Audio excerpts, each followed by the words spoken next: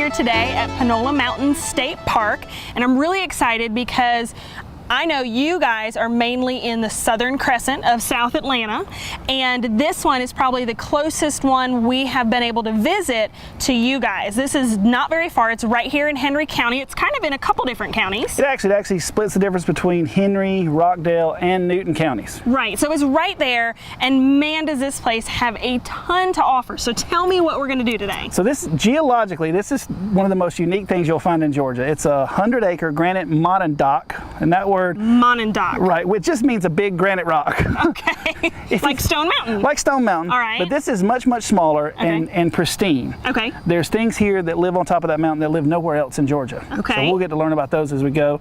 The park itself, it's a day use park. They have some very primitive campsites, but the picnic shelters, the playgrounds, the bike path, we're going to check out the bikes later. It's on the path trails for Arabia Mountain. So there's 7 miles of that trail system inside the park. 7 miles of the bicycling trail system.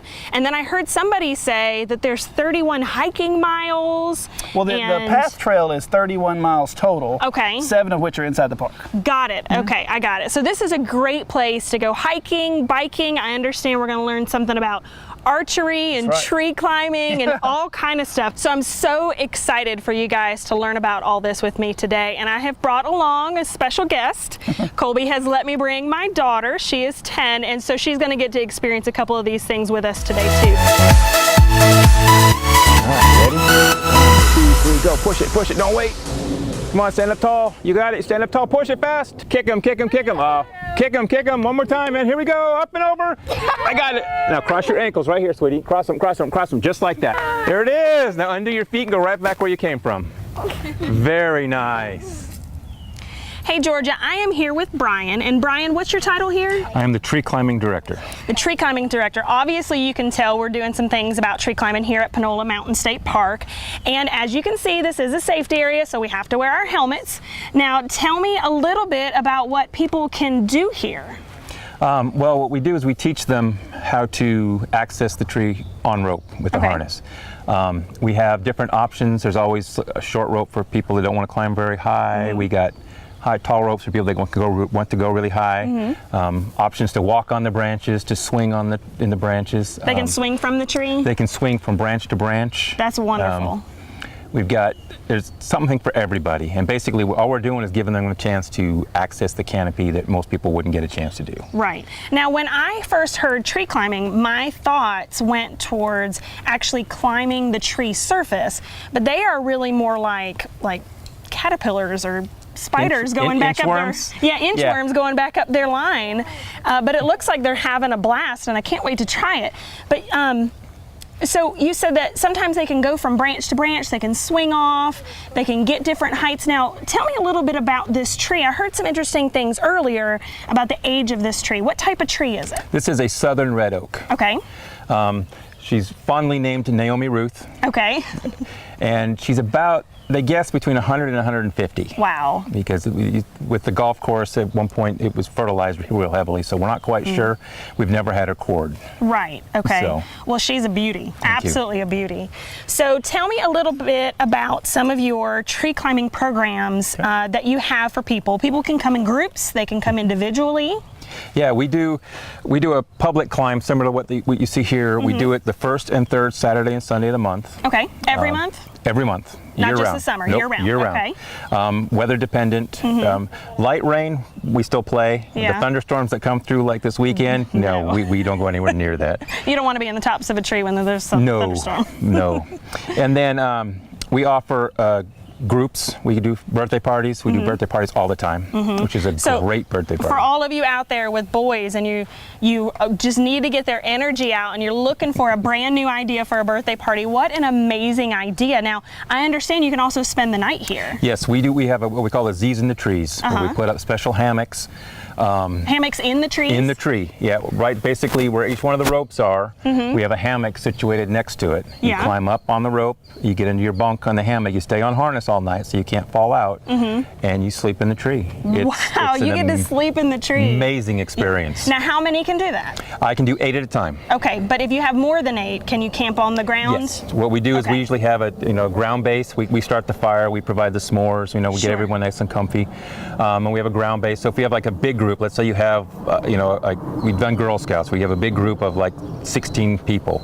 We do 8 on the first day, then we swap, we do 8 the second day. If they stay more than one night. If they stay more than one night. Okay. So everybody wants to do it. We also have wild climbs. Okay. Where you come in, I show you what we do, why we do it, how we do it, and then we gear you up, and we go back into the restricted area and find a tree to climb. Oh, find another tree other than Yes. Naomi here. I have 12 trees now certified that arborists have checked out on the park. That is so cool. So this is the only one that we keep pristine. We've cleaned her out 10, 15 feet on the branches. So it's a tame tree, so everyone has a little more fun. Right. You start getting to a wild tree, it's a little more complicated, you know? A little more branches to dodge and Yeah. things like that. But what a great opportunity, because you can come and you can kind of get your feet wet doing this one or climbing this tree, and then you can go on some of the wild climbs that you called it and go out into the park and find some really neat things.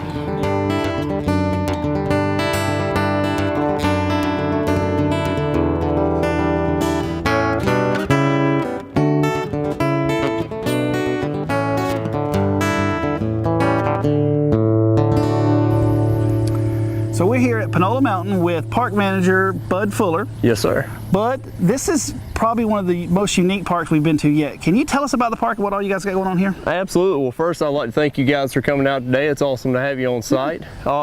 What's so unique about Panola Mountain State Park, Colby, is we are a 100-acre granite monadnock. And what is so special about that is we're one of the most pristine granite monadnocks in the eastern continental United States. What that means is we have a lot of flora and fauna that are not found on other monadnocks within the United States. Panola Mountain was formed in 1974. We were the first conservation park dedicated by Jimmy Carter to the state of Georgia. And in 1980, we gained national significance as a national natural landmark. Since then, we've been able to develop and grow the park in other areas, keeping that conservation area intact and that practice intact. What we now have here on the park is we have over 7 miles of paved path trail system. The park maintains 7 miles in the overall 31-mile paved path trail system for the Arabian Mountain National Heritage Area Alliance. We have a 22-station 3D archery range, which is located just over here to our left.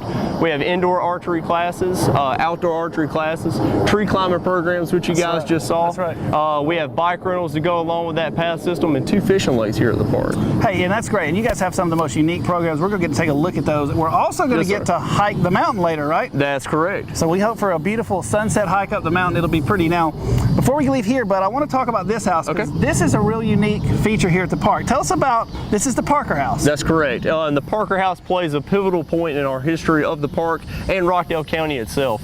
So directly behind us is the Parker House. It's the oldest historical house and structure within Rockdale County.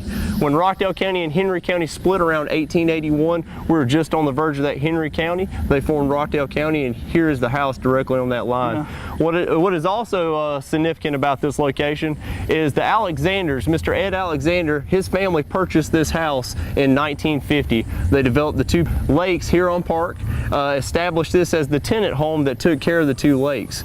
Mr. Ed Alexander has donated several hundred acres to the park since then. This was actually an 18-hole golf course, the Southernest golf course.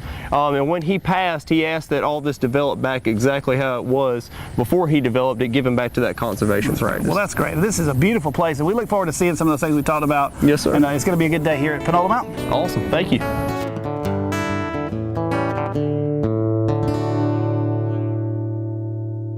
Hey guys, I am back here with Brian, and we are looking at the indoor archery court.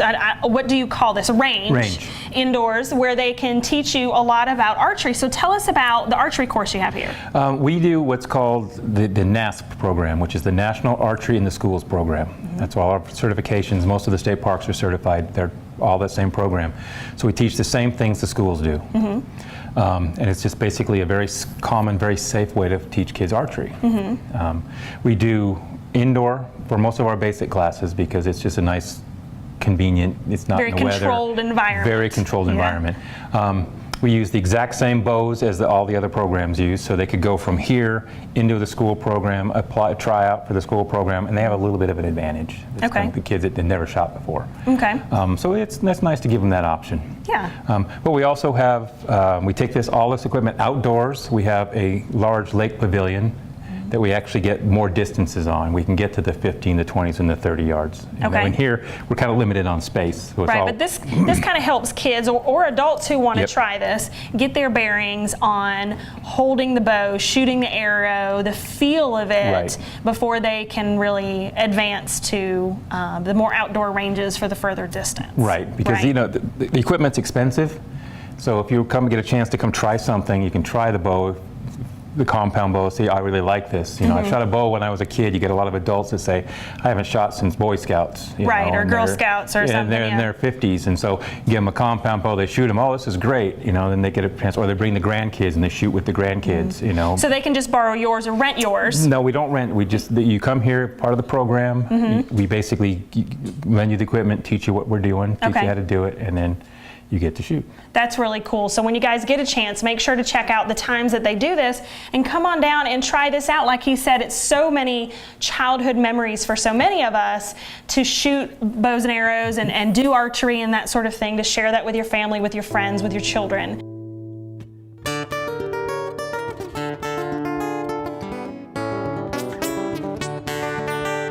So Lindsay, one of the unique things here at Panola Mountain is the path trail. There's 31 miles of the path, Arabian Mountain path trails, 7 of which are in Panola Mountain State Park. They're all paved, they're all wide trails. It's a great way to exercise and get out and kind of see Henry, Rockdale, Newton County. We rent mountain bikes here at Panola. You can come, bring your family, rent the bikes, ride the trails. This is a total paved trail system, very family friendly. Very family friendly, so I can't wait to check it out. Make sure to bring your bikes, or you can rent one from them and come on out and check out these beautiful nature trails that they have for the bikes. We are about to do the night hike. As you can tell, it's not night yet, here at Panola Mountain State Park, and I'm with Taylor Luco. And what's your official title here? I'm the interpretive ranger. Interpretive Ranger. It's one of my favorite titles here. So tell me about the night hike. I know I got the memo ahead of time. You need your bug spray, got my bug spray, bottle of Perfect. water. You need a flashlight for when you're coming back down. Yep, absolutely. But tell me what we're about to get into. Sure, so we are just at the base of the mountain right now. So the thing that we tell people is stay on the gray. So the Panola Mountain is in a conservation area. We are in a conservation park, so it's very important that we're conserving the plant life that we see here. So you want to make sure when you're walking along that we're staying on the rock, that we're not stepping on any of these rare lichens and mosses.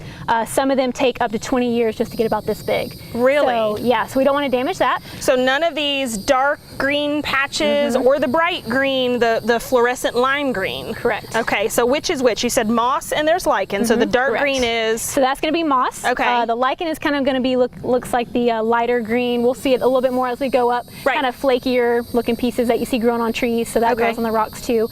So once we get up to the top, we'll be able to see the Atlanta skyline and check out the sunset. All right, that's awesome. Yeah. I'm really excited for that, but that is one of the reasons that you can't do the hike here on the mountain without a guide, without a park ranger, Correct. because of the special plants and things that grow here to make sure that they stay safe. So I'm really excited. Let's go. All right, let's go.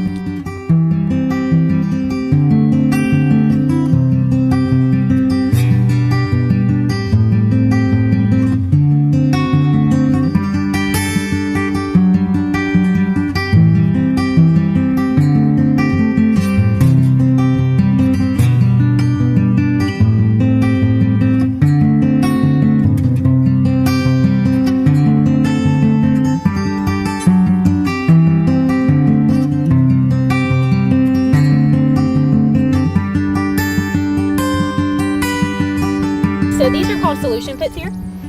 So what that is the beginning of life on Panola Mountain. So as you can see, there's some soil that has started to grow and some little small plants. Those are probably diamorpha, so those usually bloom around March. So essentially, when life starts on Panola Mountain, there'll be chemical and physical weathering, which will create these dips or these pools in the rock. So over many, many years, the lichen will actually secrete a chemical that will allow for the breakdown of the rock, and it'll begin making these dips. And then through rain, weathering, erosion, it'll begin to collect soil.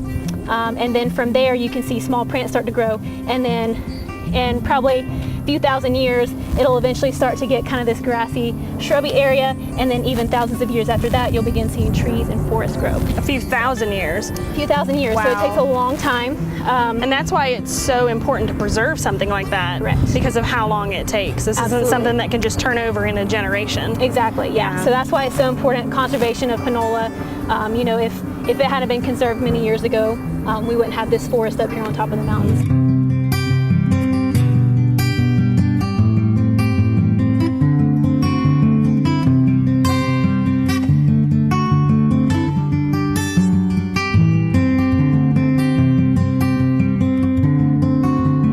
So a lot of common Georgia natives like white-tailed deer. We actually saw a baby deer running through here a couple days ago. And they come up this high? They do, yeah. So they'll live in here in this forest here. We've also got vultures are a really popular wildlife up here. The rock actually creates heat thermals in the wind, you know, hanging out on the dead trees up here. A little bit of coasting. Yes, absolutely. Lots of, you know, reptiles. We have black rat snakes that are pretty common. Copperheads from time to time. Have to watch out for those. We also have lots of different lizards and even insects. There's a lichen grasshopper that looks just like the lichen. Really? So it's very well camouflaged here and very specialized. So Well, it must be pretty small because the lichen's pretty short. It's not It like is. fluffy or anything. Right, Okay. yeah, absolutely. So they have just the right amount of color so they blend right into the rock here. Wow. So yeah, it's very cool wildlife up here, all kinds of things. And of course, Panola Mountain provides a lot of dens for animals such as foxes, deers like I mentioned before. We see coyotes and there's also bobcats in the area as well. I mean, So- it's just it's beautiful coverage in such a remote location that's not really bothered much, so it'd be a perfect place. Absolutely, yeah, and a good vantage point too. They can kind of check out the things around them, and yeah, it's a really safe area for animals. That's so Yeah, cool. provides a really cool home for them.